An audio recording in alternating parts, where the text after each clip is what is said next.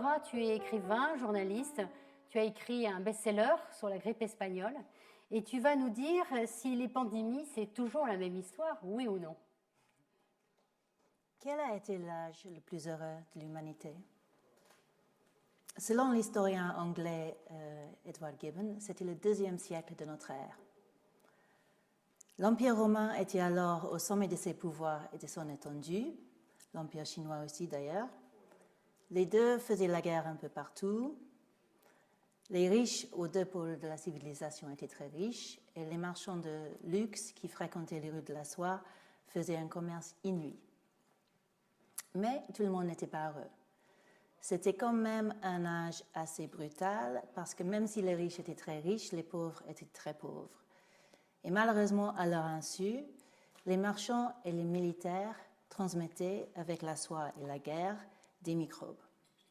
Et contre les maladies portées par ces microbes, les pauvres rassemblés dans les villes romaines et chinoises étaient très vulnérables.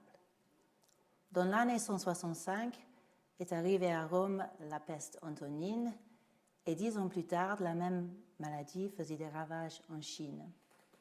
La pandémie signalait le début de la fin des deux empires.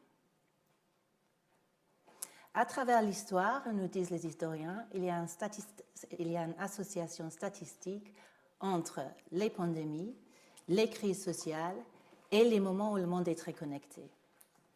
On la voit, cette association, au IIe siècle, mais aussi au VIe siècle avec la peste justinienne, au Moyen-Âge avec la peste noire, et encore en 1918 quand sévit la grippe dite espagnole dans le monde.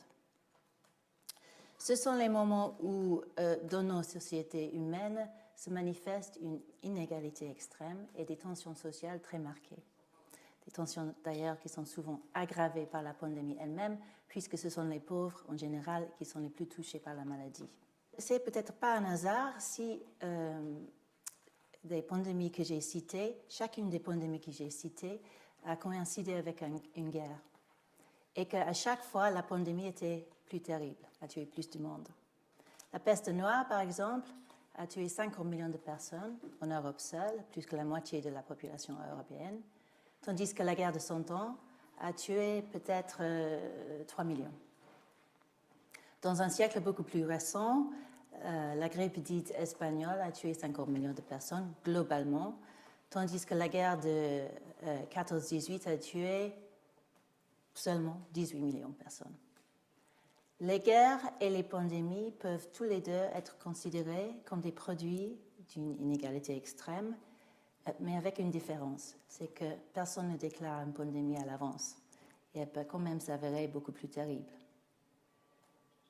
Aujourd'hui, les sociétés qui sont frappées par la Covid-19 sont plus inégales qu'elles ne l'ont été depuis un demi-siècle. Ce sont encore une fois des continents les moins développés qui vont souffrir le plus, et dans nos sociétés occidentales soi-disant avancées, ça sera les plus démunis qui vont mourir en plus grand nombre. Voilà la leçon que nous apprend l'histoire. C'est que les sociétés inégales sont les sociétés malsaines au sens plus littéral du terme, et que si les riches ne pensent pas aux pauvres quand il existe un très grand écart entre eux, ils vont finir par payer le prix. Un âge heureux peut vite bousculer dans un âge de misère.